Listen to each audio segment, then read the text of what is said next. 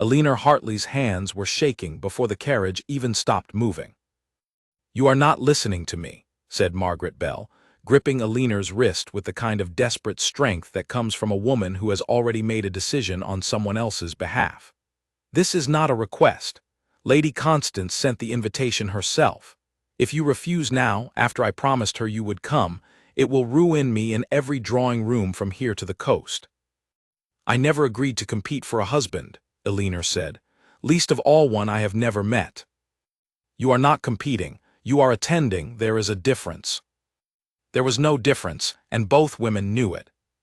The carriage jolted to a final stop, and through the window Eleanor saw the great iron gates of Ashworth Hall rising out of the morning mist like the ribs of something enormous and half-buried. Beyond them, the drive curved through rows of black trees toward a house so large it did not seem to belong to any single family, but to an entire idea of power that had simply decided to take a shape. Eleanor's stomach turned.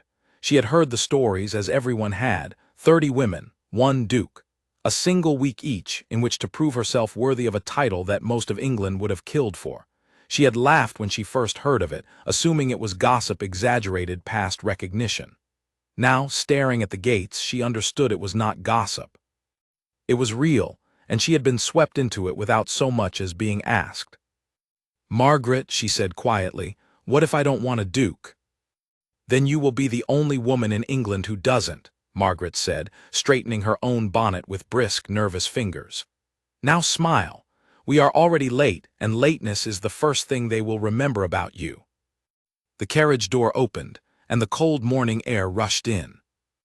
Eleanor stepped down onto gravel that had been raked so precisely it looked unnatural, as though even the stones on this estate had been trained to obey. Ahead of her, other carriages were arriving in a slow, glittering procession, each one releasing a woman more polished than the last. Silks in deep blue and burgundy, hair pinned with pearls. Faces composed into expressions of practiced delight, as if arriving at Ashworth Hall were the greatest joy any of them had ever known. Eleanor, in her plain gray traveling dress, felt every eye that passed over her measure and dismiss her in the same instant. "There," Margaret whispered, nodding toward the front steps, "that is Lady Constance." An elderly woman stood at the top of the staircase, wrapped in a shawl despite the season, leaning on a cane topped with silver. Her eyes were sharp, moving over the arriving carriages with the calculating patience of someone who had spent a lifetime deciding who mattered and who did not.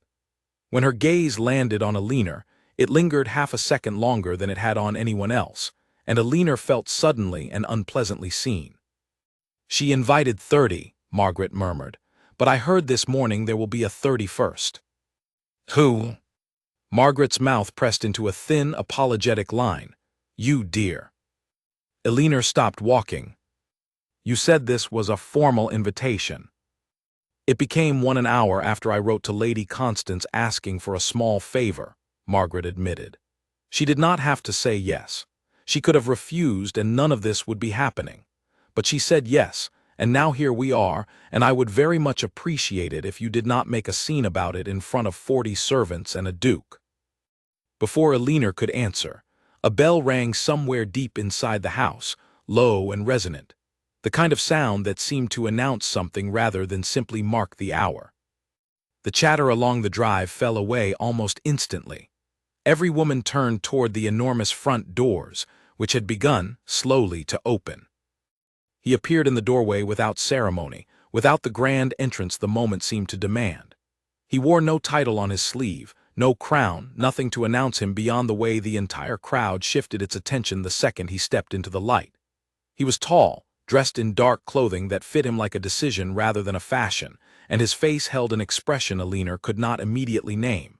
Not boredom exactly, something colder than that, something closer to endurance. This was Alaric Ashworth, Duke of Ashworth, and he looked, Eleanor thought, like a man being led toward his own execution and asked to smile for the crowd along the way. "Ladies," he said, and his voice carried across the drive without effort, "welcome to Ashworth Hall." Nothing else, no warmth, no flourish.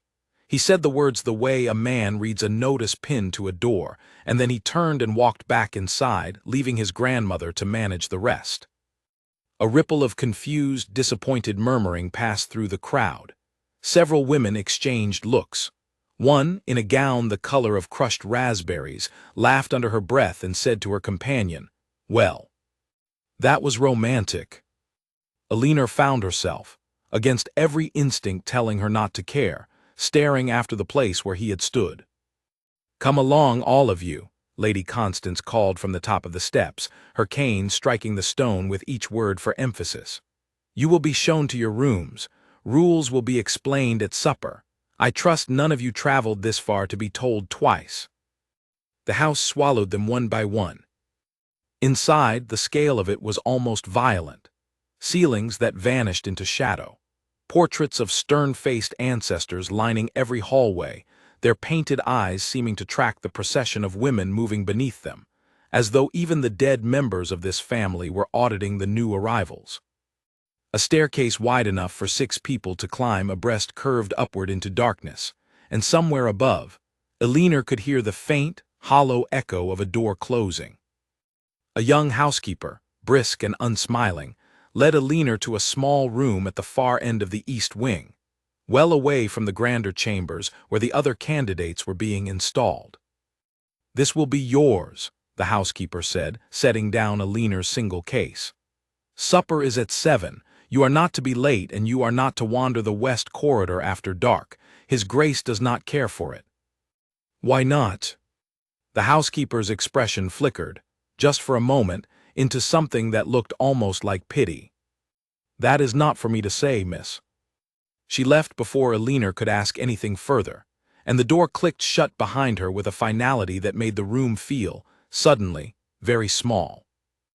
Alina sat on the edge of the narrow bed and pressed her palms against her eyes. She had come here as a favor to a woman who owed her nothing, and had somehow repaid her with an invitation to the strangest competition in England. She had no fortune to offer, no title to bring into the marriage, no particular gift for flattery, which seemed, from what little she had already observed, to be the only currency that mattered here. And yet, there had been something in the Duke's face, in that single unguarded second before he turned away from the crowd, that Alina could not stop thinking about. It was not the face of a man enjoying his power. It was the face of a man who had been made to perform a role so many times that he had forgotten there was any other way to stand in front of people.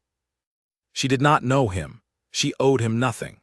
She had every reason to spend her week here quietly, causing no trouble, and returning home the moment it was permitted. But some small, stubborn part of her wanted to know what would happen if, for once, someone in this house simply told him the truth. At 7 o'clock precisely, a bell rang through the corridors, summoning all 31 women down to supper, and Alina Hartley rose from the bed, straightened her plain gray dress, and went to find out. The dining hall was longer than any room Alina had stood in before, lit by 2 rows of candles that ran the length of a table set for 32. Lady Constance sat at the head, and beside her, still and unreadable, sat the Duke. He did not look up as the women filed in and took their assigned seats, each place card written in a careful, looping hand that Alina suspected belonged to Lady Constance herself. She found her own name near the far end of the table, a full arm's length from where anyone of importance sat, and understood immediately that this was not an accident. 31st arrivals did not sit near dukes. "You will each be given 1 week," Lady Constance announced once the last chair had scraped into place, her cane resting against the table like a scepter. "During that week, you will have His Grace's company at dinner, at least 1 private audience of his choosing, and whatever further opportunities present themselves. At the end of the week, he will make his decision as to whether you remain a candidate, or whether you are thanked for your time and sent home." A murmur went through the table. Alina watched several of the women near the front sit up straighter, as if bracing for a race that had just been announced to start. "There is no ranking beyond his judgment," Lady Constance continued. "There is no advantage in fortune or family name that guarantees his favor. I have seen dukes married for far worse reasons than genuine feeling, and I do not intend to watch my grandson make that mistake."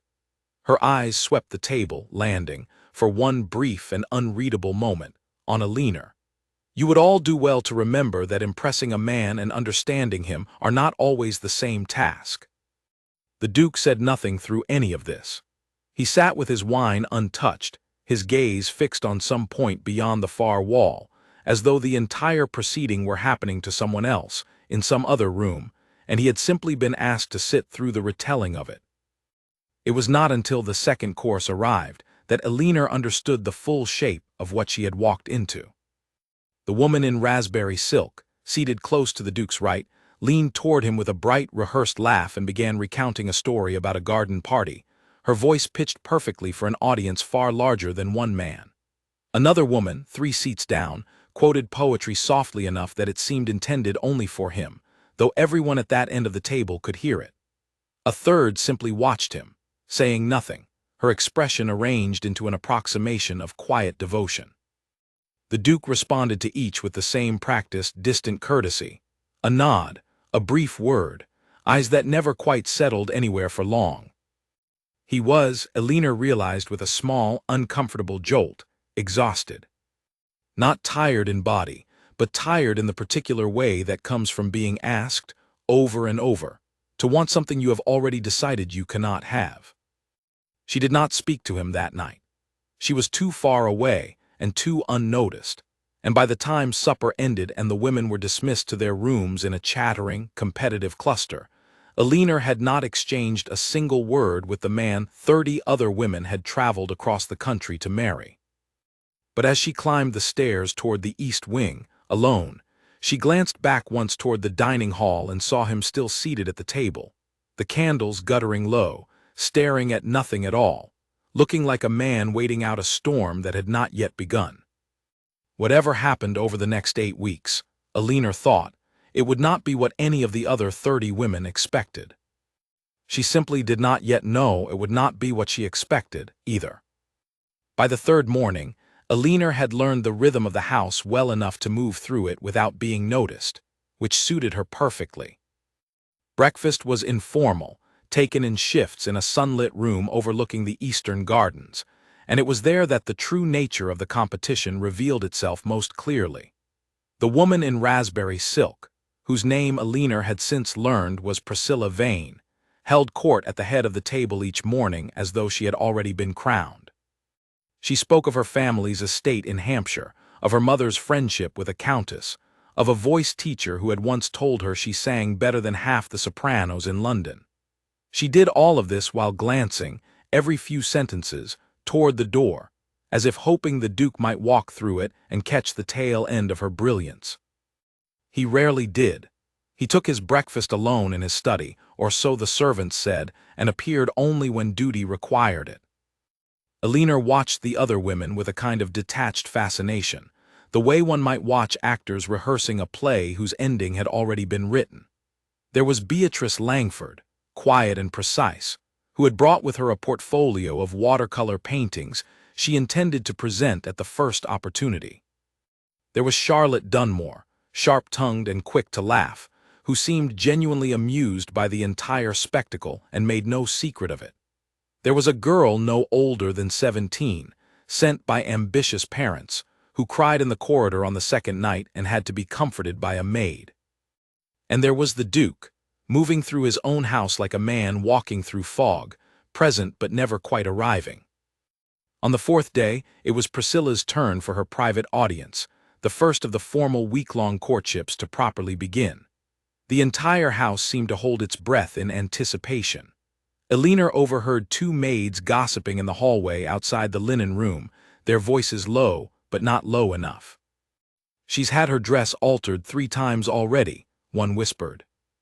"Wants it just so for the garden walk." "He won't care," the other said. "He didn't care for the Edgerton girl either, and she wore diamonds to breakfast. Do you think he'll choose anyone at all?" There was a pause, and then the first maid's voice, quieter still. "I think his grandmother is more worried about that than any of the guests are." Alina moved on before they noticed her, but the word stayed with her through the rest of the morning. She had assumed, as everyone seemed to assume, that the Duke's reluctance was simply the natural resistance of a man being pushed toward a decision he had not chosen for himself. But the maid's words suggested something else, something closer to genuine doubt. As though there were a real possibility that this entire elaborate performance might end with no winner at all. That afternoon, from the window of the small library where she had retreated to escape the noise of the house, Elinor watched Priscilla's garden walk unfold below. Priscilla moved beside the Duke with practiced grace, gesturing animatedly at the roses, laughing at something he had apparently said, though from the distance Elinor could not imagine what. The Duke walked with his hands clasped behind his back, nodding at intervals, his expression composed into the same unreadable courtesy he wore at every meal. It was, Elinor thought, less like watching a courtship, and more like watching a business transaction conducted at a very leisurely pace. She turned back to her book, a slim volume of essays she had found tucked behind a row of more fashionable novels, and lost herself in it long enough that she did not notice the study door creaking open behind her. "You are the only person in this house who has not asked to use my library," said a voice, low and unhurried. Elinor turned, startled, and found the Duke standing in the doorway, watching her with an expression she could not immediately place. Not quite surprise, something closer to curiosity, as though he had stumbled upon an animal behaving in a way he had not expected. "I did not ask," Elinor said, rising quickly and setting the book down. "I should have. I apologize, Your Grace. I did not think anyone would mind." "I did not say I minded." He stepped further into the room, glancing at the book she had abandoned on the small table between them. "Hume. I found it interesting. Most people find it dry." "Most people are looking for something else in a book," Elinor said, before she could stop herself. "I was only looking for something that would let me forget, for an hour, that there are 29 other women in this house currently competing for your attention." The words hung in the air a moment too long, and Elinor felt her face heat with the immediate, familiar horror of having said too much to someone she had only just met. But the Duke did not look offended. If anything, something in his posture eased, very slightly, as though a weight he had been carrying without noticing had shifted position. 30, he said. "Pardon. There are 30 others, not 29.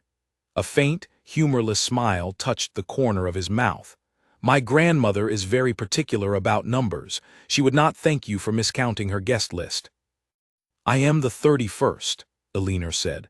"I was added rather late and rather by accident. I am not certain I count in the arithmetic your grandmother is so particular about." "Everyone in this house counts, Miss Hartley, Elinor Hartley." "Miss Hartley," he said her name slowly as though testing its weight. "Everyone in this house counts, whether they intended to be counted or not. That is rather the trouble with the entire arrangement."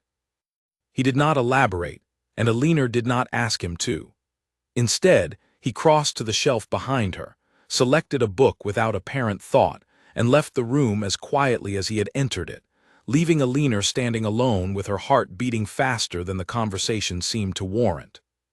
She did not see him again until supper. That evening, the mood at the table had shifted. Word had spread, as word always did in a house full of women with nothing to occupy their days but each other's business, that the Duke had spoken to the 31st candidate in the library, alone, for nearly 10 minutes. 10 minutes was, by the standards this house had already established, an eternity. Priscilla's smile at supper was thinner than it had been the night before.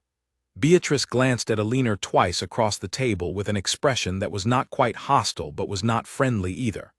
Charlotte, seated closer to Elinor now, leaned over during the second course and murmured, "You've made an impression already, and you have not even had your official audience." "It was an accident," Elinor said. "I was reading, he came in for a book." "Nothing in this house is an accident," Charlotte said, not unkindly. "Not anymore. Not since 31 women arrived, hoping the same man might notice them first."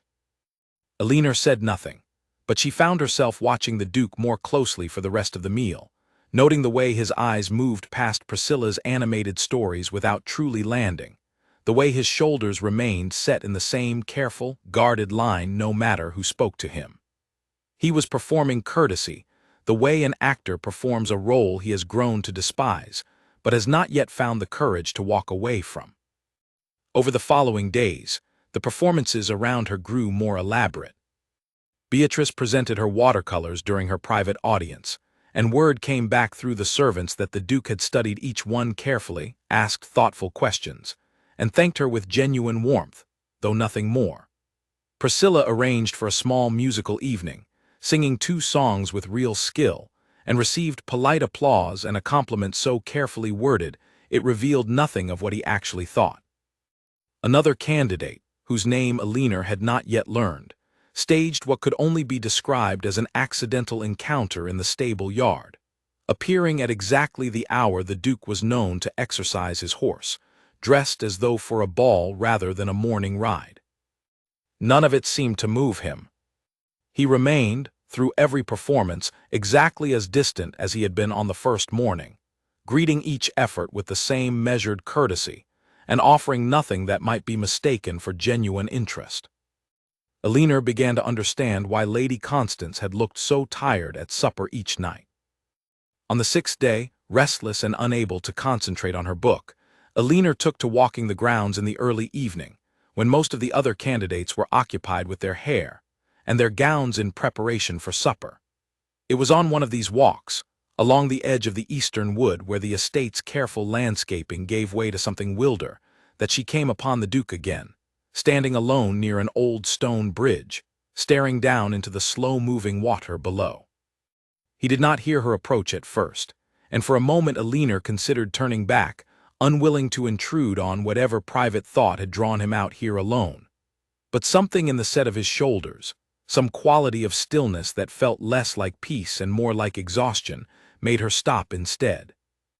"You are missing supper preparations," he said without turning, apparently having heard her after all.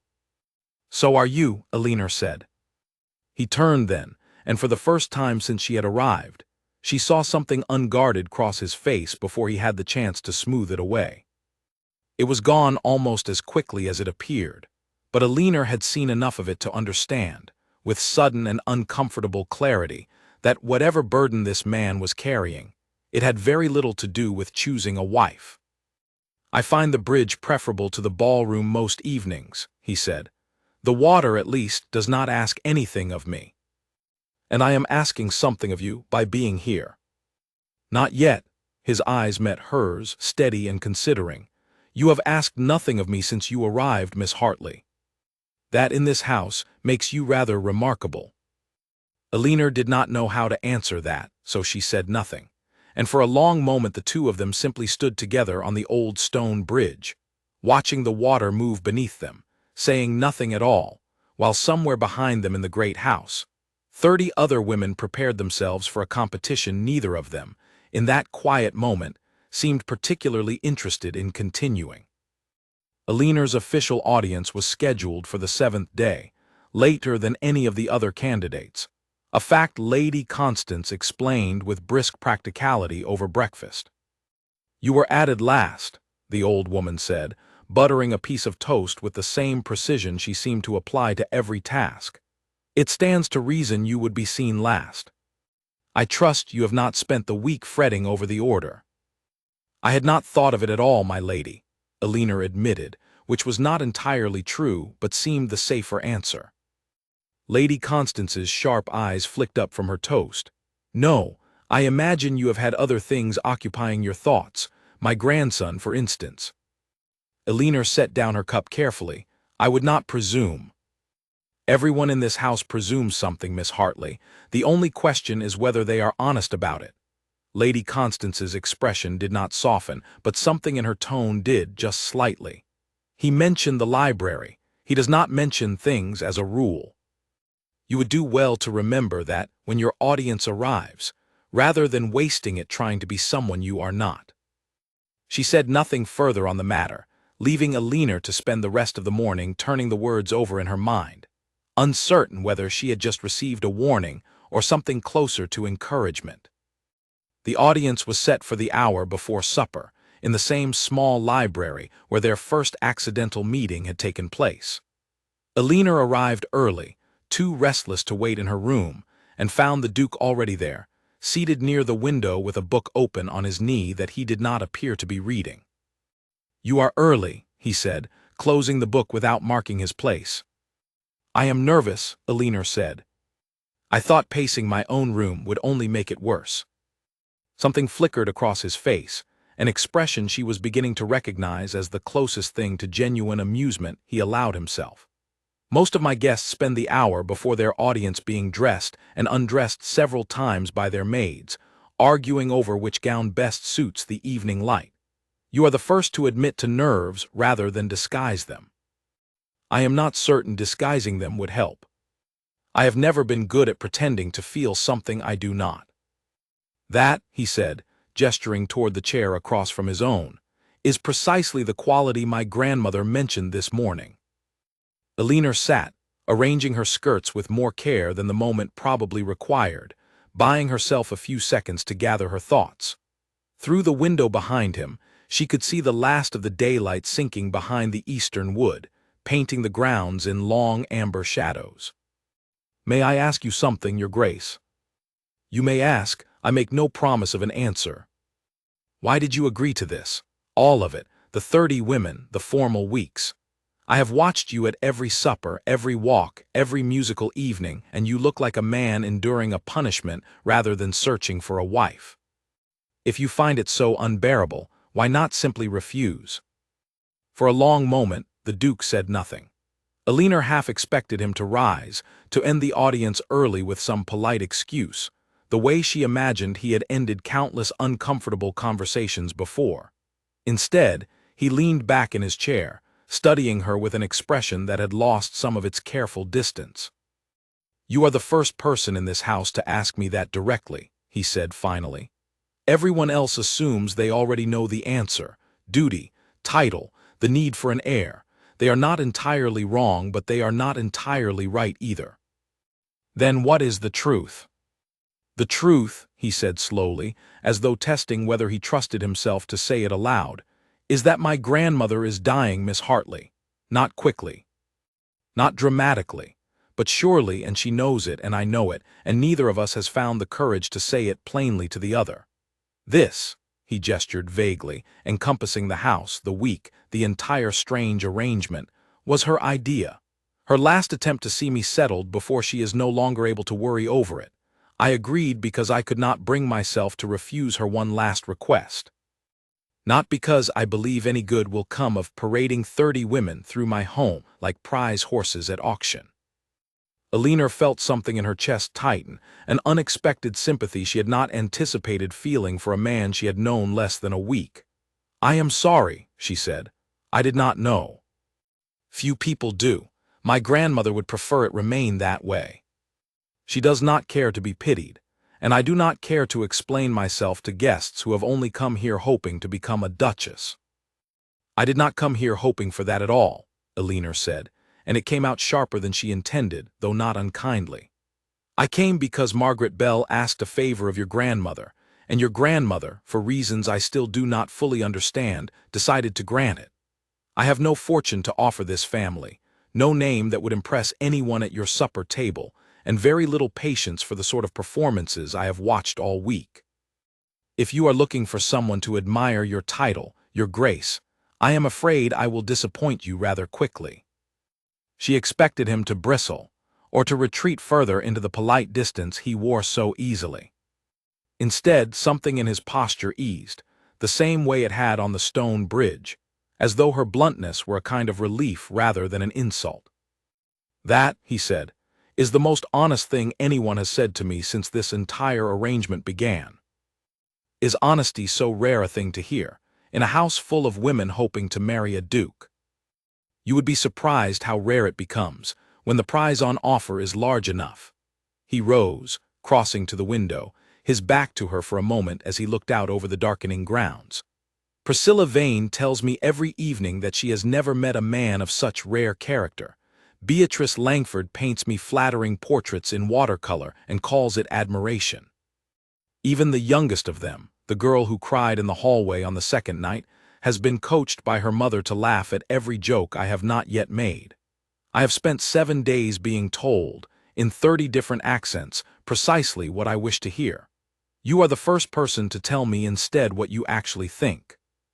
Perhaps that is not a compliment to me, Elinor said carefully. Perhaps it only means I have not yet learned how to flatter a duke properly. He turned back to her, and for the first time since she had arrived at Ashworth Hall, she saw him smile. Not the practiced, courteous half-smile he offered at supper, but something real, brief, and startled, as though it had escaped him before he had decided whether to allow it. "No," he said. "I do not think that is what it means at all." The audience continued for nearly an hour, far longer than the schedule allowed, though neither of them seemed inclined to notice the time. They spoke of things Elinor had not expected to discuss with a duke, of her father's small trading business, which had failed twice before finding modest success, of her mother's death when Elinor was 12, and the strange, quiet grief that had settled over their household afterward and never fully lifted, of the books she read not because they were fashionable, but because they let her think about something other than her own circumstances for an hour at a time. In return, he told her, haltingly at first and then with more ease, of his brother Edward, who had died 3 years earlier in a riding accident that the family rarely spoke of, and that Alaric, she understood without him saying it directly, still blamed himself for in some private, unresolved way. He spoke of his parents' marriage, arranged and loveless, conducted with the careful, distant civility of two people who had learned to share a house without ever truly sharing a life. He spoke of the title itself, not as an honor but as a weight he had inherited without being consulted, a role he had been performing since the day his brother's death made him the only heir remaining. "I did not want this," he said quietly near the end of their hour together. "Any of it, the title, the estate. The obligation to marry well and produce an heir and continue a line that has never once, in 3 generations, produced a marriage anyone would call happy. I have spent 3 years performing a role I never auditioned for, Miss Hartley, and I confess I have grown very tired of the performance." "Then stop performing," Elinor said simply. He looked at her as though she had suggested something impossible. "It is not so easily done." "I did not say it would be easy. I said it was possible. There is a difference, Your Grace, though I imagine no one in this house has pointed that out to you before." A knock sounded at the door before he could answer, a servant announcing that supper would be served within the half-hour, and the moment dissolved as quickly as it had formed. The Duke rose, straightened his coat with the same practiced ease Elinor had watched him wear at every meal, and for a moment she thought the man she had glimpsed in the past hour might vanish back behind the careful, distant mask he wore for the rest of the house. But as she rose to leave, he caught her hand briefly, an unguarded gesture that surprised them both. "Thank you," he said, "for not asking me what I have grown so used to being asked." "What is it they usually ask?" "Whether I am pleased with the arrangement." His mouth twisted into something between a smile and a grimace. "You asked instead why I agreed to it at all. No one has thought to ask that question in 3 years, Miss Hartley. Not even, I confess myself." He released her hand and left the library first, leaving Elinor standing alone in the fading light, her heart beating with a strange, unfamiliar urgency she did not fully understand, and was not certain she wanted to examine too closely. At supper that evening, Elinor felt eyes on her from every direction. Priscilla's gaze was cool and assessing. Beatrice watched with quiet, careful attention, as though recalculating something in her mind. Charlotte, seated beside her once again, leaned close during the second course. "An hour," she murmured. "Everyone in this house knows your audience ran nearly an hour, when the others were given no more than 20 minutes each." "We spoke of nothing improper," Elinor said. "I did not suggest otherwise." "But an hour, Elinor, in a house where every minute is counted and compared, is not nothing. Whatever passed between you in that library, you should know that half the women at this table are already deciding how best to undo it." Elinor glanced down the table to where the Duke sat, his expression once again arranged into the same careful, courteous distance he wore for everyone else. But once, just once, as Priscilla launched into another rehearsed story about her family's estate, Alina caught him looking toward her end of the table, and in the brief second before he looked away, she saw something that had not been there on the first night she arrived. Not boredom, not endurance. Something that looked unmistakably like hope. The days that followed fell into a rhythm Alina had not expected and could not quite explain to herself. Her official audience had ended, technically, at the appointed hour, but the Duke found reasons to seek her out again and again over the following days. A book he thought she might enjoy, left deliberately on the small table in the library where he knew she would find it. A question about her father's business, asked in passing at breakfast, that turned into a 20-minute conversation neither of them seemed to notice stretching so long. An invitation to walk the eastern grounds one gray afternoon when rain threatened but had not yet fallen. An invitation he extended with the same careful, understated courtesy he used with everyone, but which Alina understood somehow was not the same at all. "You are drawing attention," Charlotte warned her one morning, as they sat together over tea in the small sitting room reserved for the candidates. "Priscilla has stopped pretending to be pleasant to you at supper. Beatrice watches you as though trying to solve a puzzle, and the younger girls have started whispering that you must have some secret advantage none of the rest of us possess." "I have no advantage," Alina said. "I have said nothing to him that any of them could not have said themselves." "That is precisely the trouble," Charlotte said, not unkindly. "You say things they have decided not to say because they believe honesty will cost them the prize. You do not seem to care whether it costs you anything at all, and men like the Duke can tell the difference, even when they cannot explain it." Alina turned her teacup slowly in her hands, considering this. She had not set out to draw his attention. If anything, she had spent her first days at Ashworth Hall hoping to remain as unnoticed as possible, to endure her obligatory week and return home with her dignity intact and her heart entirely uninvolved. But something had shifted in the library on the 7th day.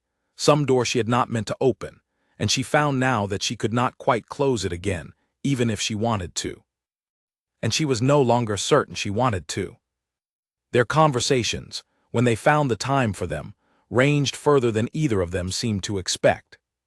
He asked her opinion on matters she had assumed no Duke would care to hear from a merchant's daughter, questions of trade, of the poor harvests plaguing the tenant farms on the estate's northern border, of a proposed bridge repair that his steward had been putting off for want of funds he claimed did not exist.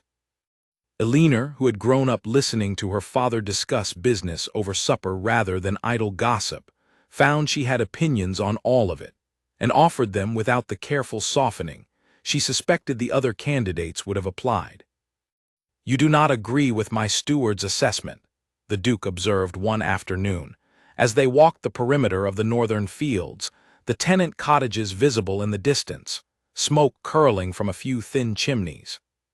"I think your steward has decided the repairs are too costly before he has properly calculated what they would cost," Alina said. "My father made that mistake once with a warehouse roof he judged beyond saving. It cost him twice as much in the end, once the water damage had spread through half his stock, as the original repair would have cost him outright." "And you believe the bridge is the same?" "I believe you should ask someone to actually calculate the cost before deciding it is beyond you, your grace. Assumption is an expensive habit, in business as much as anywhere else." He was quiet for a long moment, watching the thin lines of smoke rise from the distant cottages. "I will speak to him," he said finally. "It has been years since anyone offered me an opinion on estate matters that did not begin with flattery and end with a request for something in return."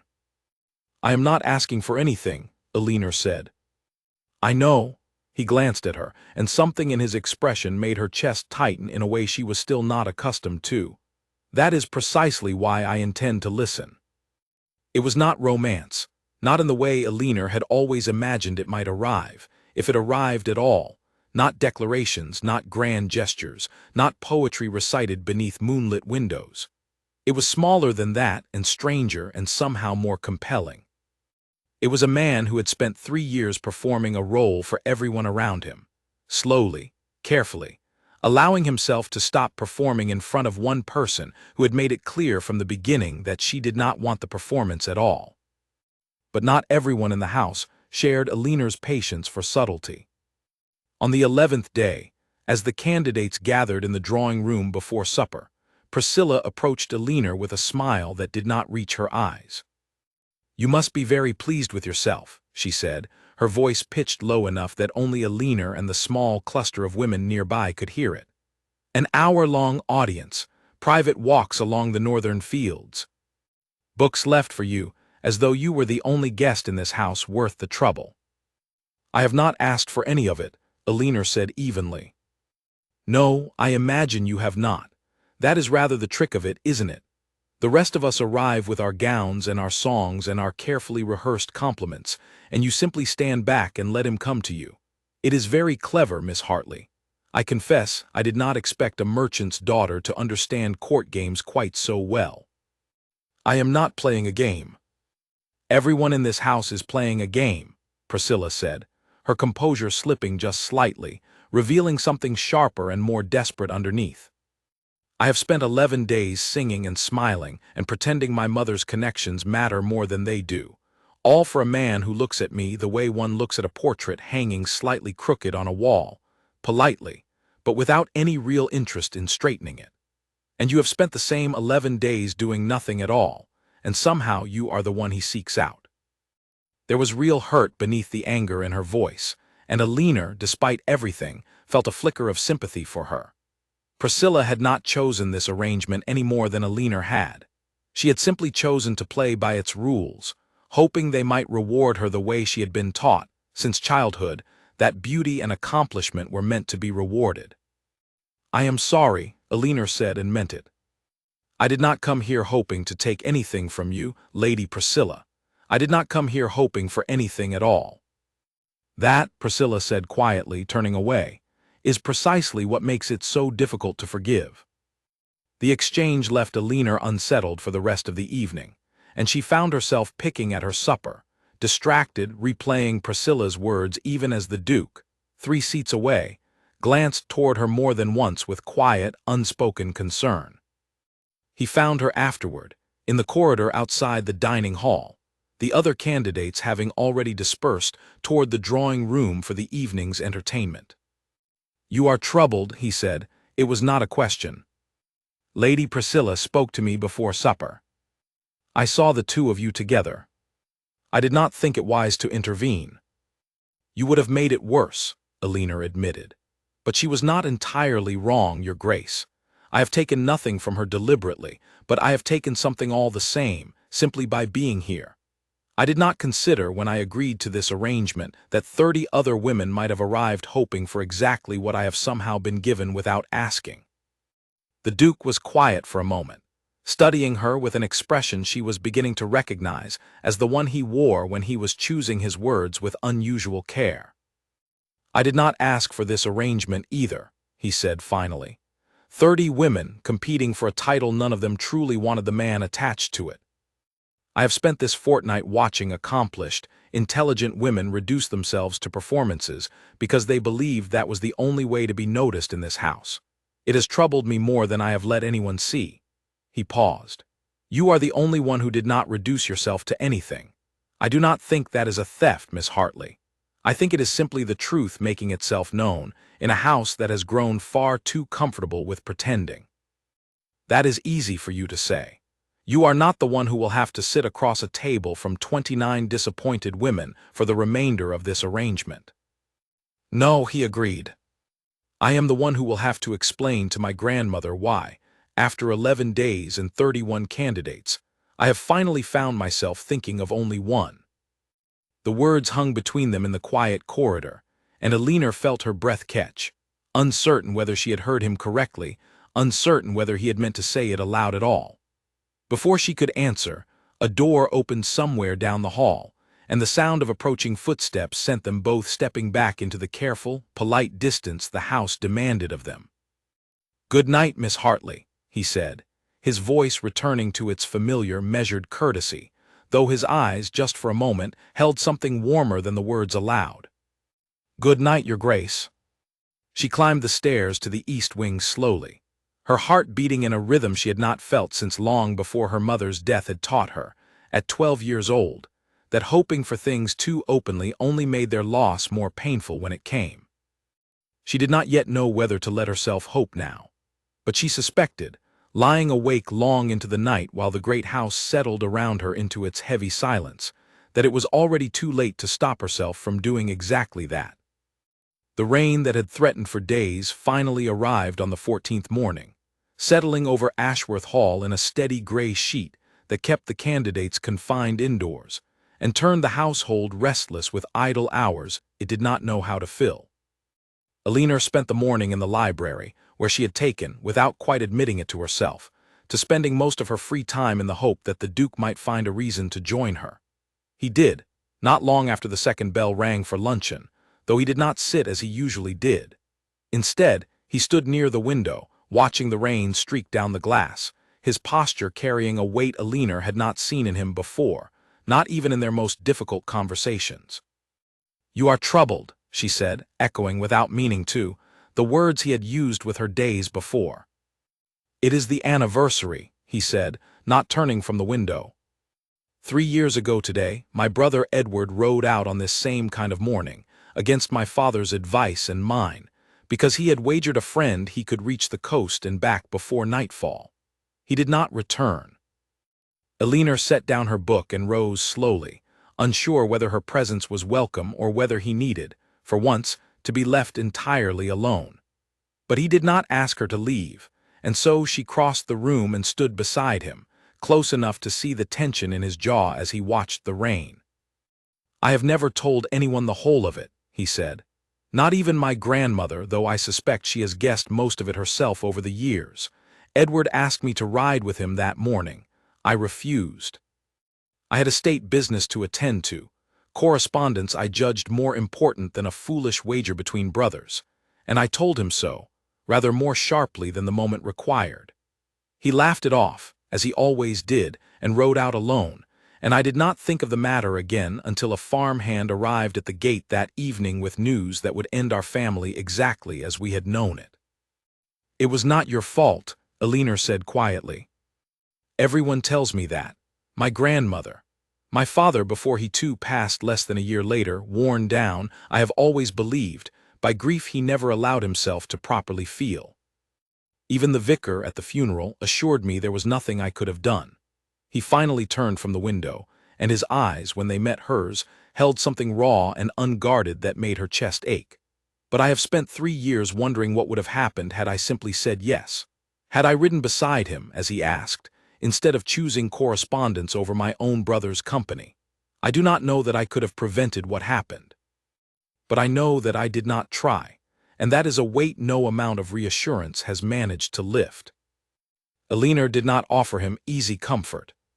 She had learned, in the years since her own mother's death, that easy comfort rarely helped and often made the grief feel smaller than it was, as though it could be reasoned away with the right combination of words. "My mother died when I was 12, she said instead. "A fever that came on suddenly and took her within a fortnight. I remember, in the days before she fell ill, being cross with her over something so small I cannot even recall what it was. Some argument about a dress or a chore I had been asked to finish. I was rude to her, Alaric. Genuinely unkind, in the careless way children are unkind to the people who love them most, believing there will always be time later to make amends." It was the first time she had used his given name, and she saw him notice it, something shifting behind his eyes, though he said nothing, letting her continue. "There was no later," Elinor went on. "She died before I had the chance to apologize for anything, and I spent years afterward believing that my unkindness had somehow contributed to her decline, as though grief and guilt were the same weight and I had been the one to place it on her. It was not true. It was never true, but knowing that intellectually did not stop me from feeling it for a very long time." She looked up at him. "I do not tell you this because I believe it will make your grief smaller. I tell you this because I understand, in some small way, what it is to carry guilt that was never truly yours to carry, and to know it will not simply lift because someone tells you it should." How did you manage to set it down in the end? I am not certain I ever fully did, Alina admitted. But I stopped believing it defined me. I stopped letting it decide who I was allowed to become. Grief is a poor architect, Your Grace. If you let it design the rest of your life, you will build something very small and very cold, and you will call it safety when it is really only fear wearing a more respectable name. The Duke was quiet for a long moment, and Alina watched something move across his face that she could not fully name. Not relief, exactly, but something adjacent to it. The particular unclenching that comes when a burden carried alone for a long time is finally set down, even briefly, in front of another person. My parents, he said eventually, were married for appearance rather than affection. My mother came from a family with connections my grandfather wished to secure, and my father, from what I have gathered over the years, never particularly objected, because objection would have required more feeling than he was accustomed to expressing about anything. They shared a house for 30 years, Alina. They shared meals and correspondence and eventually 2 sons. But I do not believe I ever once saw genuine warmth pass between them. Not affection. Not even simple friendship. Only the careful, distant civility of 2 people who had learned to coexist, because the alternative was considered unthinkable. And you believed that was what awaited you, in a marriage arranged the way this one has been. I believed it was inevitable, he said. Titles like mine are rarely built for happiness, Miss Hartley. They are built for continuity, for the careful management of land and money and lineage, generation after generation, with feeling treated as an unnecessary complication rather than a requirement. I watched my parents endure 30 years of that arrangement, and I watched what it did to both of them. The slow, quiet erosion of 2 people who might, under different circumstances, have found real contentment elsewhere, but who instead spent 3 decades performing a partnership that existed only on paper. I did not want that. I have never wanted that. But I did not believe, until very recently, that there was any real alternative available to a man in my position. And now, he looked at her, and the question hung between them, unanswered but somehow already understood by both of them, the rain still streaking steadily down the window beside them. Now, he said slowly, I am no longer certain the alternative is as impossible as I once believed. They stood together in silence for a long while after that, watching the rain, neither of them quite ready to disturb the fragile honesty that had settled over the room. It was Alina who finally spoke again, her voice gentler than before but no less direct. You cannot keep performing for the other candidates, Alaric, while allowing yourself to be entirely honest only with me. It is not fair to them, and I do not think it is particularly fair to yourself either. If you know, truly know, that this arrangement cannot end the way your grandmother intended, you owe it to everyone in this house to say so plainly, rather than allowing the performance to continue simply, because it is easier than confronting what you actually feel. You are asking me to end the competition. I am asking you to stop pretending it is still open, if in your own heart it has already closed. She held his gaze steadily. I did not come here hoping to become a duchess, Alaric. I told you that on the first day we truly spoke, and I meant it then as I mean it now. But I did not expect to come here and find myself caring, quite genuinely, what happens to you, not to the title, not to the estate, but to the man standing in front of me right now, who has spent 3 years believing he is not permitted to want anything for himself. If I have become part of the reason you are reconsidering the whole arrangement, then I think you owe it to everyone involved, myself included, to be honest about what that means, rather than allowing 29 other women to continue believing they still have a fair chance at something you have already decided against. The Duke studied her for a long moment, and Alina watched something settle in his expression, a decision forming behind his eyes that she could not yet name but could feel, somehow, in the sudden steadiness of his posture. You are right, he said finally. I have been performing, even here, even with you, telling myself that caution was simply prudence, that I owed my grandmother the appearance of a fair process regardless of what I already suspected in my own heart. That was cowardice dressed as duty, Alina, and I am tired of dressing my cowardice in respectable clothing." "Then what will you do?" "I do not know yet," he admitted. "But I know that I cannot continue pretending, at supper each evening, that I am still weighing 30 equal possibilities, when in truth I have not thought of anyone but you since the moment you told me, in this very room, that you had come here looking only for a quiet hour and an interesting book." Elinor felt her heart lift with something she had not allowed herself to feel fully until that moment. Not triumph, not the satisfaction of having won some competition she had never intended to enter, but something quieter and far more meaningful. The simple, startling relief of being truly known by another person, and finding that recognition returned in full. "Then be careful, Alaric," she said softly. "Whatever you decide, and however you choose to say it, there are 29 other women in this house who deserve honesty as much as I have received it from you. Do not let this remain a secret whispered in libraries during rainstorms. If it is real, it deserves to be said plainly, whatever the consequences." "It will not remain a secret much longer," he said, and something in his voice, steady and certain in a way she had not heard from him before, told her he meant it entirely. "I promise you that." Outside, the rain continued to fall, but something in the room had shifted, quietly and irrevocably, and Elinor understood, standing there beside him, that whatever came next would not be the careful, distant performance the house had grown so accustomed to. It would be something far more honest, and far more dangerous, than either of them had expected when this strange arrangement first began. The rumor began, as most rumors in that house did, with a servant who had said too much to another servant, who had, in turn, repeated it within earshot of a lady's maid far too eager to please her mistress with fresh gossip. By the following morning, it had traveled the full length of Ashworth Hall. Elinor felt the shift the moment she entered the breakfast room. Conversations that had been merely cool toward her in recent days now stopped altogether when she appeared, resuming only once she had taken her seat, in tones pitched deliberately low enough that she could hear the murmur without catching the words. Priscilla did not even attempt subtlety.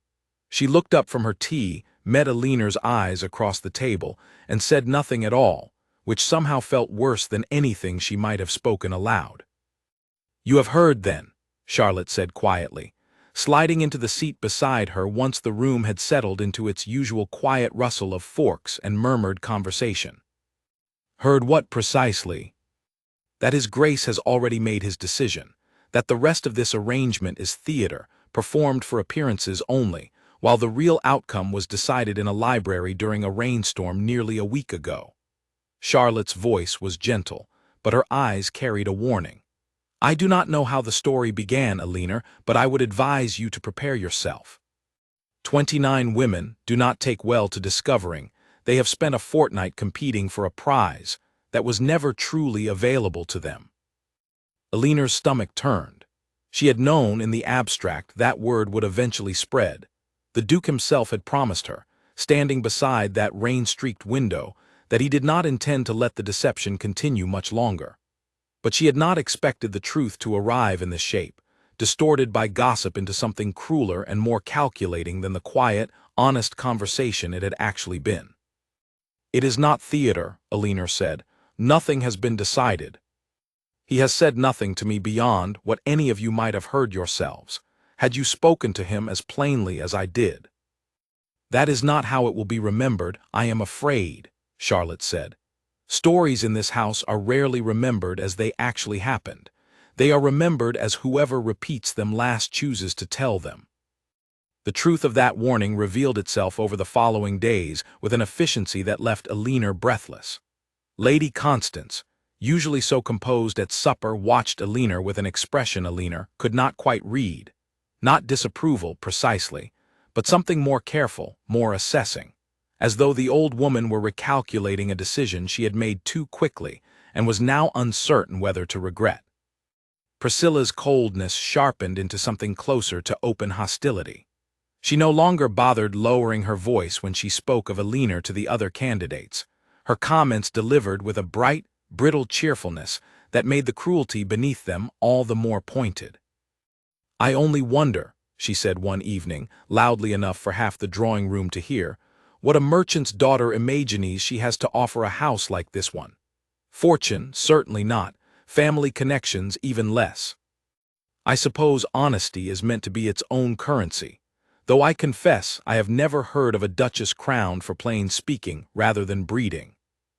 Several of the women laughed, not unkindly exactly, but with the particular relief of people grateful to have someone else's misfortune to discuss instead of their own disappointment. Elinor said nothing, though the words landed with more force than she wanted to admit, striking at the same old insecurity she had carried since childhood, that she did not belong in rooms like this one, that whatever she offered would always be measured against fortunes and names she could never hope to match. Worse than the whispered cruelty of the other candidates was the letter that arrived on the 17th day, delivered to Elinor's small room in the East Wing by a maid who would not meet her eyes. It was from a cousin of the Duke's, a man named Gerald Finch, whom Elinor had never met but who apparently held some influence within the wider family. The letter was formal, cold, and unmistakably threatening beneath its careful phrasing, expressing concern that the Duke's judgment had been compromised by a candidate whose background made her entirely unsuitable for the position she seemed to be maneuvering toward, and suggesting, in language just polite enough to avoid outright accusation, that Elinor consider withdrawing from the arrangement before matters became more difficult for everyone involved, herself included.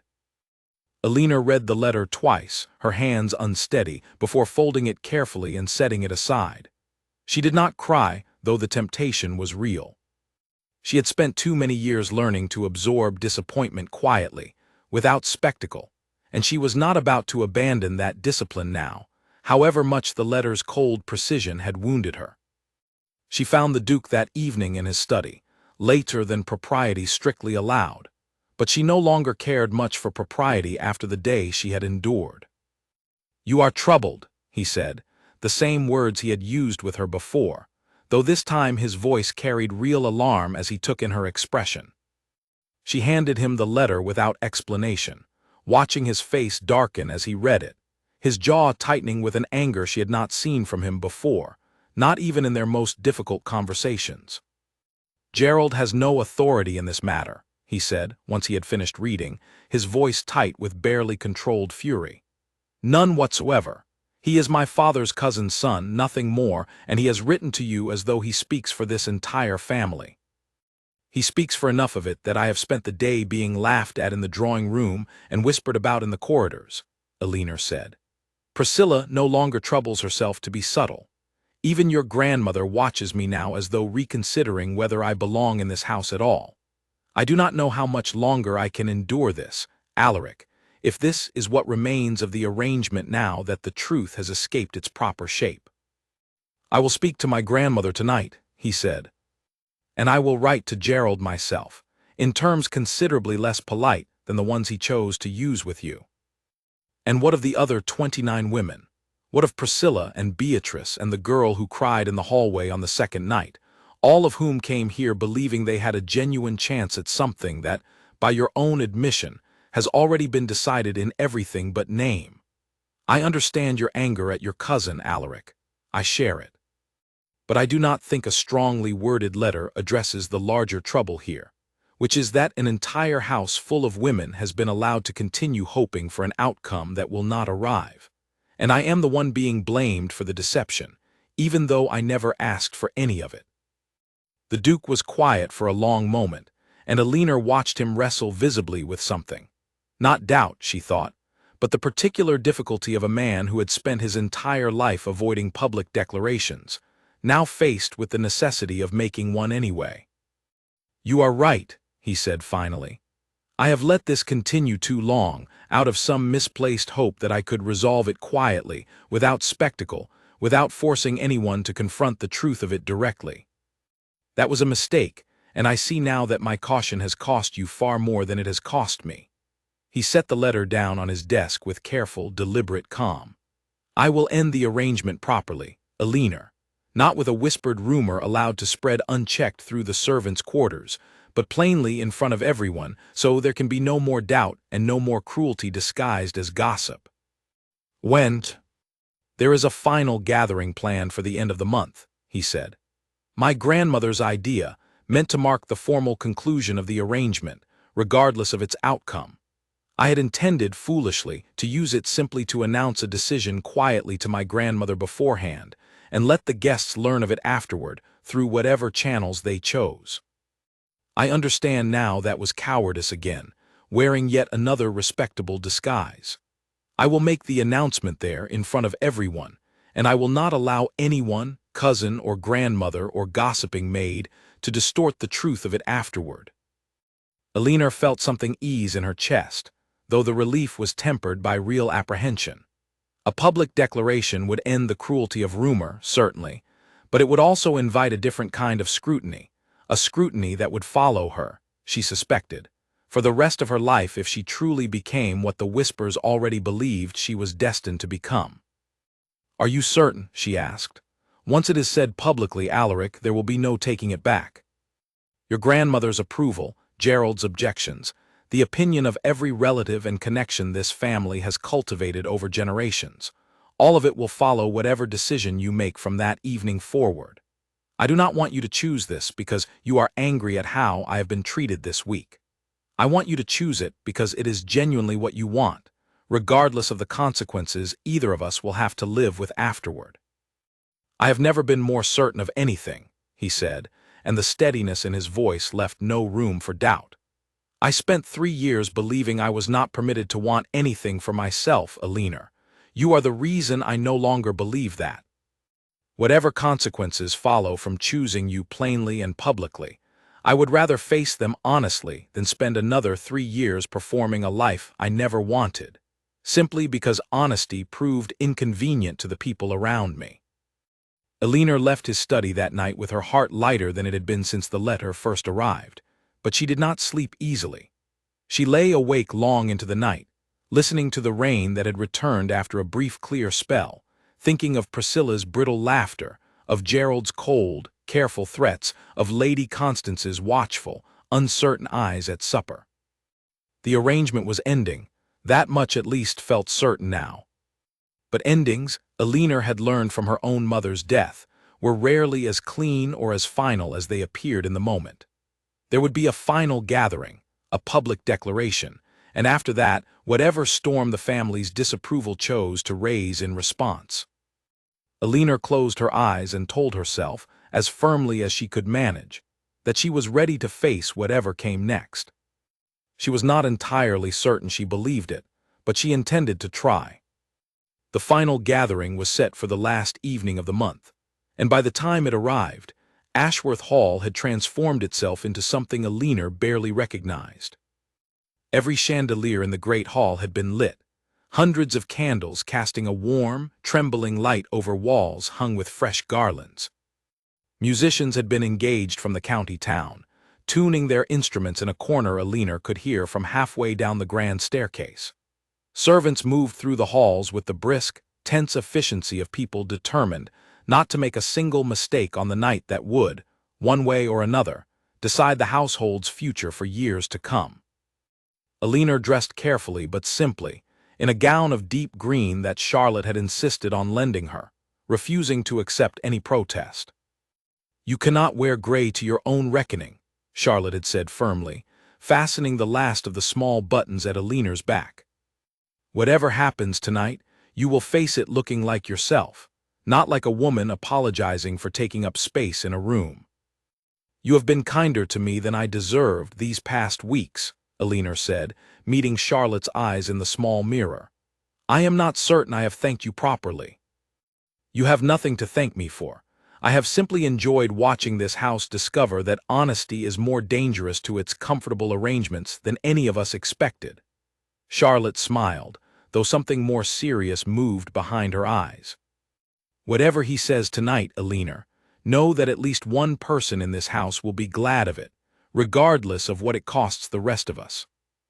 The great hall, when Alina finally descended into it, felt smaller than its size suggested, crowded as it was with all 31 candidates, their families where families had chosen to attend, Lady Constance seated in a chair of honor near the head of the room, and Gerald Finch, Alina noted with a tightening in her stomach, standing near the fireplace with an expression of cool, watchful disapproval that made no effort to disguise itself. The Duke stood near the center of the room, dressed in formal dark clothing that made him look, Elinor thought, less like a man about to announce his own future and more like a man preparing for battle. He caught her eye across the crowded hall, and something in his expression steadied, the tension in his shoulders easing just slightly, as though her presence alone had reminded him why he intended to say what he had come here to say. For nearly an hour, the gathering proceeded as any such evening might. Dancing, quiet conversation, the careful performance of pleasantries that Elinor had grown so accustomed to over the past month. She danced once, briefly, with an elderly cousin of Lady Constance's who seemed entirely unaware of the tension simmering beneath the evening's polished surface, and spent the rest of the hour standing near the edge of the room, watching the Duke move through obligatory conversations with a composure that, to anyone who did not know him as she now did, would have looked entirely unremarkable. It was Lady Constance who finally called the room to order, rising from her chair with the aid of her cane, her sharp eyes sweeping over the assembled crowd with the same calculating patience Elinor had noticed on the very first day. "I believe," the old woman said, her voice carrying easily over the hushed room, "that my grandson has something he wishes to say to all of you." The music stopped. The room fell silent, 31 women and their assembled families turning as one toward the center of the hall, where the Duke stood, visibly steadying himself before he spoke. "I owe this house an apology," he began, and the words landed with an unexpected weight, silencing even the faint whisper of movement that had persisted at the edges of the crowd. 4 weeks ago, 30 women arrived at Ashworth Hall believing they had come to compete fairly for my hand, under an arrangement my grandmother designed with genuine, if perhaps misguided, love for both me and this family's future. I agreed to that arrangement out of duty, and I allowed it to continue for far longer than honesty should have permitted, because ending it plainly required a courage I did not, until recently, believe myself to possess. A murmur passed through the crowd. Priscilla's face, Elinor noted from across the room, had gone very pale. "I have spent 3 years since my brother's death believing that duty and desire could never occupy the same space," the Duke continued. "That a man in my position was permitted to choose only what was expected of him, never what he genuinely wanted for himself. I built an entire life around that belief, and I very nearly built a marriage around it as well, simply because I lacked the courage to admit, even to myself, that I wanted something different." He paused, and his eyes found Elinor's across the crowded hall, steady and unwavering despite the weight of every gaze now turning to follow his. "4 weeks ago, I met a woman who refused, from the very first evening, to perform for me the way this entire arrangement seemed to demand," he said. "She offered me nothing but honesty, at a cost to herself I did not fully appreciate until recently, when rumor and cruelty conspired to make her suffer for a decision that was never truly hers to make. I have allowed that cruelty to continue in silence for too long, out of a foolish hope that I could resolve this quietly, without spectacle, and I owe every person in this room, but especially her, an apology for that failure of courage." Gerald Finch shifted near the fireplace, his expression darkening, but he said nothing, apparently unwilling to interrupt what was clearly building toward a declaration he had already tried and failed to prevent. "I do not intend to continue that silence any longer," the Duke said, his voice growing steadier with each word, as though the act of speaking plainly were itself restoring some strength he had long denied himself. "Elinor Hartley came to this house as an afterthought, added to a list of 30 candidates almost by accident, and she leaves it tonight, if she will still have me after everything this arrangement has put her through, as the only woman I have any genuine wish to marry." The hall erupted into a confused, overlapping wave of murmurs, gasps, and low, urgent whispering. Elinor felt every eye in the room turned toward her, and for a moment the weight of that attention nearly overwhelmed the joy rising in her chest. The two sensations tangled together so tightly she could not immediately separate them. "This is absurd," Gerald Finch said loudly, stepping forward from the fireplace, his composure finally cracking. You cannot mean to throw away 3 generations of careful family alliance for a merchant's daughter with no fortune and no name worth mentioning in decent company. Your grandmother did not design this arrangement, so that you might make a mockery of it in front of half the county. My grandmother designed this arrangement, the Duke said, turning to face his cousin with a coldness Elinor had not seen from him before, so that I might find genuine happiness, rather than repeat the loveless arrangement my own parents endured for 30 joyless years. I do not believe she intended for that search to end with me choosing a woman for her fortune or her family name, Gerald. I believe she intended for it to end with me choosing a woman I actually love, regardless of what that choice costs the rest of this family's careful arithmetic. He turned toward Lady Constance, who had remained seated throughout the exchange, watching with an expression Elinor still could not fully read. Grandmother, he said, I know this is not the outcome you may have expected when you first proposed this arrangement, but I believe in your heart it is the outcome you actually hoped for, even if you did not allow yourself to say so plainly. The old woman studied her grandson for a long, silent moment, the entire hall holding its breath around her. Then slowly, a smile broke across her weathered face, the first genuine warmth Elinor had seen from her since the day the carriages first arrived at the gates. You foolish, foolish boy, Lady Constance said, her voice thick with an emotion she made no effort to disguise. I did not spend a year planning this ridiculous parade of 30 women hoping you would choose the most fashionable gown or the loudest song, Alaric. I spent it hoping you would finally remember how to feel something for yourself, rather than performing duty until it hollowed you out entirely, the way it hollowed out your father before you. She turned toward Elinor, her sharp eyes softening in a way Elinor had not thought them capable of. Come here, child. Elinor crossed the crowded hall on unsteady legs, aware of every eye following her, of Priscilla's stunned, silent stare, of Gerald's furious retreat toward the far wall, muttering something under his breath that no one troubled themselves to acknowledge. She stopped in front of Lady Constance, uncertain what was expected of her, and found the old woman studying her face with the same calculating patience she had shown on the very first day. You are the 31st, Lady Constance said, the one I very nearly did not invite at all. I confess I have spent this entire month wondering whether that decision would prove the wisest or the most foolish I have ever made.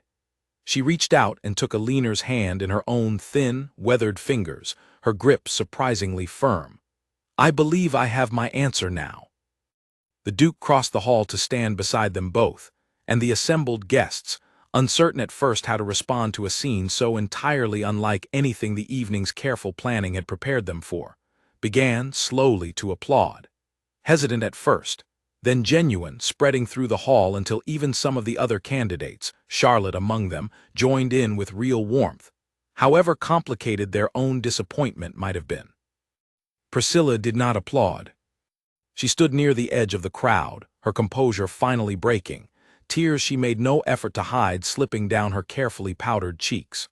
But even she, Elinor noticed, did not turn away entirely, watching instead with an expression that had shifted, somewhere in the past few minutes, from anger into something closer to weary, reluctant acceptance. I am sorry, Elinor said quietly to the Duke as the applause continued around them, for all of it, the rumors. The cruelty you had to watch me endure, because you could not bring yourself to end this arrangement sooner. You have nothing to apologize for, he said, taking her hand in front of the entire assembled hall, in full view of his grandmother and his cousin, and every candidate who had come here hoping for exactly this moment for themselves. I am the one who owes an apology, to you and to every person in this house who deserved honesty far sooner than they received it. But I intend to spend considerably more than one evening making amends for that failure, Elinor, if you will allow me the chance.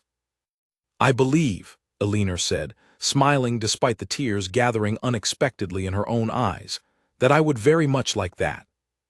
The musicians, uncertain what else to do with an evening that had so thoroughly abandoned its original script, began to play once more, and the Duke of Ashworth led Elinor Hartley, the accidental 31st candidate, into the center of the great hall in front of everyone to dance.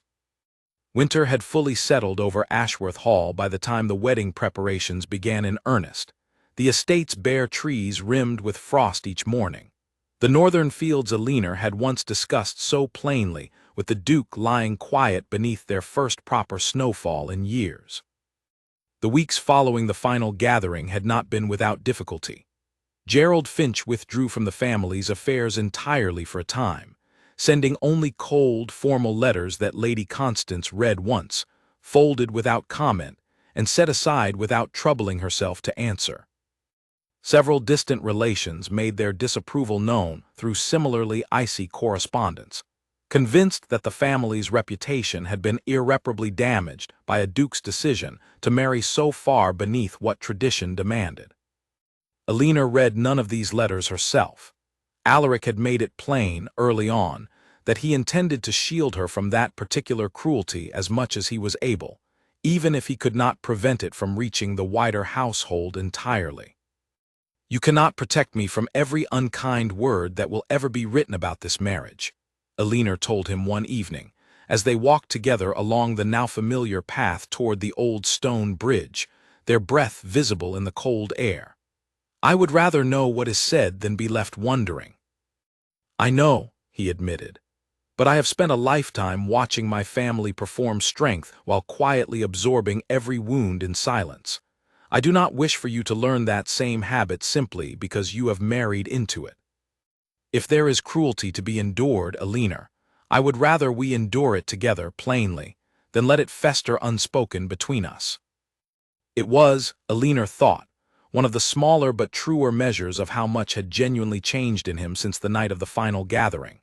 He no longer retreated into careful, distant courtesy when difficulty arose.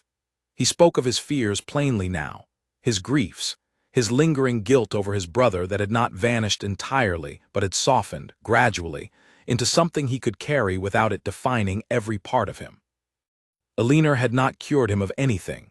She was careful always not to think of their relationship in those terms, but she had given him, she believed, a kind of permission he had not previously allowed himself. The permission to be imperfect, uncertain, and honest, without fearing that honesty would cost him everything he had worked so hard to protect.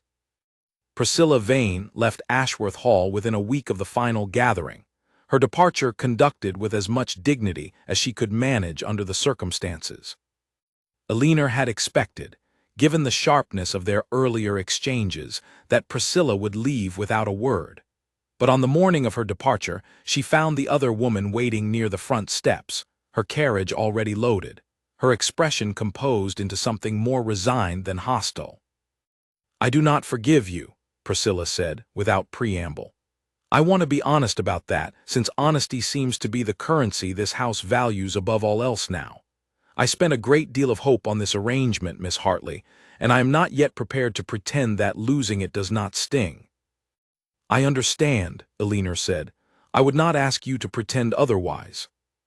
Priscilla studied her for a long moment, something shifting behind her carefully composed expression. "But I will admit," she said finally, "that I have never seen the Duke look at anyone the way he looked at you that night in the hall. I spent 11 days trying to earn a version of that look through every song and story I knew, and it was never once real. Whatever else I feel about losing this arrangement, I cannot pretend I did not see the difference." She extended a gloved hand, stiff but sincere. "I wish you well, Miss Hartley, genuinely if reluctantly." Elinor took her hand, grateful for a kindness she had not expected to receive. "Thank you, Lady Priscilla. I hope you find elsewhere exactly the thing you came here looking for." The wedding itself, when it finally arrived on a clear, cold morning in the first week of the new year, was smaller than the grand spectacle Ashworth Hall had hosted a month earlier, attended only by close family, a handful of genuine friends, and Margaret Bell, who wept openly through the entire ceremony and insisted afterward that she had known from the very first carriage ride that something extraordinary would come of Elinor's reluctant journey to the estate. "You did not know anything of the sort," Elinor told her, laughing, as the small wedding party gathered afterward in the great hall, now decorated far more simply than it had been for the final gathering, but somehow warmer for its modesty. You forced me into that carriage against my will, and spent the entire ride threatening to ruin yourself socially if I did not cooperate. I knew Lady Constance would not have extended an invitation to a 31st candidate without good reason, Margaret said, entirely unrepentant. I merely trusted that reason more than you did at the time. Lady Constance herself, seated near the fire with a warmth in her expression that had grown steadily more natural over the preceding weeks, called Elinor to her side as the small celebration continued around them. I have watched 3 generations of this family marry for every reason except the one that actually matters, the old woman said, her sharp eyes softened by something that looked, unmistakably, like genuine contentment. I did not expect, when I proposed that ridiculous arrangement, that it would actually succeed in producing what I most wanted for him. I am glad to have been wrong about so many of my own assumptions, Elinor. It is not a feeling I experience often at my age, and I find I do not entirely mind it. I am glad you took the risk of inviting me at all, my lady. So am I, Lady Constance said, though I confess I very nearly did not. Margaret Bell can be remarkably persuasive when she has set her mind to something. You would do well to remember that the next time she asks a favor of you. Elinor laughed genuinely, and found Alaric watching her from across the hall with an expression that held none of the careful, distant courtesy he had worn on the first evening they met, when he had greeted 30 women with a single, unenthusiastic word, and disappeared behind his own front door. He crossed the room to join her, taking her hand with the same steady, unguarded warmth that had become, over the preceding weeks, entirely familiar to her. "You look happy," he said. "I am happy," Elinor said, and realized, saying the words aloud, that she meant them more completely than she had allowed herself to feel in years. "I did not expect, when Margaret forced me into that carriage, that I would ever say those words in this house. Nor did I expect, when I opened my front door to 30 strangers and said the least welcoming greeting I could manage, that I would end this arrangement married to the one woman among them who genuinely did not want to be there. I wanted to be there eventually," Elinor said, "once I understood what I had actually found." They spent the rest of the evening moving between their small circle of guests, and later, once the celebration had quieted and the house had settled into its familiar evening stillness, Elinor found herself standing once more at the old stone bridge, the place where their honesty with each other had first truly begun, snow settling softly around them in the winter dark. 30 women tried to impress me," Alaric said, watching the frozen stream below, his hand resting warmly over hers on the cold stone railing. "I do not think I remember a single song, a single poem, a single carefully rehearsed compliment any of them offered." "What do you remember?" "I remember a woman standing in this exact spot, telling me I was missing supper preparations, and asking nothing of me at all." He turned to face her fully, his expression carrying none of the guarded distance she had first encountered at the gates of Ashworth Hall, only the quiet, steady warmth of a man who had finally allowed himself to want something, and to have it. "You did not try to impress me, Elinor. You simply told me the truth again and again, until I remembered how to hear it." "And what did the truth tell you in the end?" "That duty and happiness were never truly opposed, the way I had spent 3 years believing," he said. "That a man could honor his family, his title, and his obligations, and still choose at the center of all of it the thing that actually made him whole." He drew her closer, the snow settling gently in her hair, the great house rising quiet and warm behind them in the winter dark. 30 women tried to impress the Duke of Ashworth. The 31st simply told him the truth, and in doing so, gave him back a life he had long since stopped believing he was permitted to want. Elinor rested her head against his shoulder, watching the snow fall over the grounds that had, over the course of a single strange month, become something closer to home than any place she had known since her mother's death. "I am glad," she said quietly, "that Margaret Bell is remarkably persuasive." "As am I," Alaric said, his voice warm with quiet laughter. "As am I, Elinor, more than I believe I will ever be able to properly express." They stood together on the old stone bridge a while longer, the snow falling softly around them, the house behind them finally, truly at peace, and neither of them felt any need to say anything further at all. Spring returned to Ashworth Hall the way it always had, though Elinor found herself noticing it more fully than she ever had in her father's small house in town, where the seasons had passed largely unremarked between long hours spent balancing accounts and managing correspondence. Here, the northern fields she had once discussed so plainly with Alaric during their courtship turned green again almost overnight. The bridge repairs she had urged him to properly calculate finally underway. The tenant families along the estate's edge, speaking of the new Duchess with a warmth Elinor had not expected to earn so quickly, simply by insisting that their concerns be heard rather than assumed. She had not become, in the months since her wedding, the sort of duchess the drawing rooms of London might have imagined when they first heard the story of the 31st candidate. She did not host lavish gatherings or concern herself overly with fashion. Instead, she spent her mornings walking the estate with Alaric's steward, learning the particulars of tenant farming and drainage and harvest yields with the same careful attention she had once given her father's shipping ledgers, and her afternoons in the library that had first brought her and Alaric together, now shared rather than solitary, filled as often with his quiet company as her own. Lady Constance's health, which had been a quiet, unspoken worry throughout the courtship, held steady through the winter and into the spring in a way that surprised even her own physician, who remarked, with dry amusement, that contentment appeared to agree with the old woman rather better than any medicine he had prescribed her in years. She spent her afternoons now in the eastern gardens, teaching Elinor the names of flowers Elinor had never learned, sharing stories of the estate's history that Alaric himself had never heard, as though some old reluctance in her had finally loosened enough to let the past be spoken of plainly rather than guarded so carefully. It was in the garden, on a warm afternoon in early May, that Lady Constance first raised the subject that would occupy the household's attention for the months that followed. "You are carrying a child," the old woman said, not as a question, watching Elinor with the same sharp, assessing eyes she had turned on the carriages arriving at the gate nearly a year before.